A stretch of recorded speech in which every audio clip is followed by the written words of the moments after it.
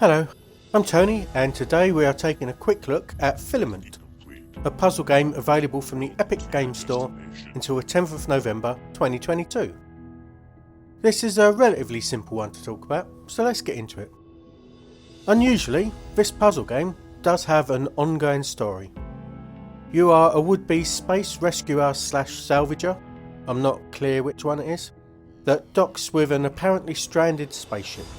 However, there's at least one survivor aboard, trapped, and it's up to you to free them. In order to do that, you need to fix the systems that run the ship that somehow have been disabled, and you do this via solving pathing problems. You run up to one of these malfunctioning systems and send a little robot in to do a bit of rewiring. The game doesn't really explain anything, but I think things are reasonably clear most of the time. Not always though, like this puzzle in particular, I have no idea what I'm supposed to do. Initially in the early puzzles, you need to run the cable to each pillar and light them up before running out to the exit. Pretty soon though, extra elements are added, like pillars that need to be connected via specific sides, walls that block the current if they're touched by the cable, gates that need to be passed through a specific number of times. There are multiple robots carrying differently coloured wires that need to go around correspondingly coloured pillars. Some of these puzzles get pretty complicated and pretty difficult, and they can really block your progress, except, strictly speaking, they don't. That's because there's an exploratory element to the game that has you roaming around the ship, almost at will, and it's a pretty big ship. Just for reference, looking at this map, each square block is a set of puzzles, which are typically 3 to 5 individual puzzles. So you can see how many there are to solve. I think it's reported to be about 300. As you explore, you get regular commentary from our survivor, as well as finding plot elements in the environment that let you piece together what's happened. I've only been playing for a few hours, and have mostly focused on the puzzles, so I haven't seen a huge amount of the story. That might be why it hasn't entirely grabbed me.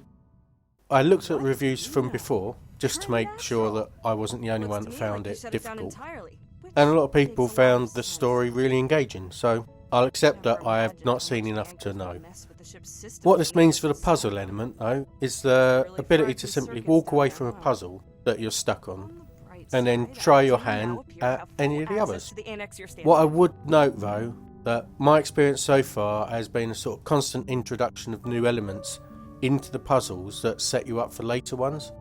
So I don't know if that freedom is actually, strictly speaking, freedom. Still, it's nice to try. If you are stuck, there is another option. There's a hint function that can be enabled in the options, although it does tell you that it turns off an achievement of some sort. Anytime during a puzzle, you can ask for one of the hints, which tells you which pillar you should activate next, or, if you've gone wrong, where you went wrong and what the correct option there was. Since you only get 2 per level though, this isn't an automatic win. However, if you quit the puzzle after using your 2 hints, and then re-enter it, you get 2 more hints, so with a process of remembering and quitting and re-entering the puzzle, you can basically put together the entire solution. This is a really tough but interesting puzzle game that has this extra element of environmental storytelling and exploration that had me thinking of possible solutions to a puzzle even after I'd finished playing the game, which I think is a good sign. The hint function works as a hint function should, giving you a next step when you need it without being a walkthrough guide, and it should alleviate the worst of the frustrations of a difficult level. I would recommend this to puzzle fans, and you can see from the footage if these are the type of puzzles you enjoy. If so, it does add a little bit more than most puzzle games of the type, and the actual gameplay itself in the puzzles is really well done. That's all from me, so thanks for watching, and I'll talk to you soon. Goodbye.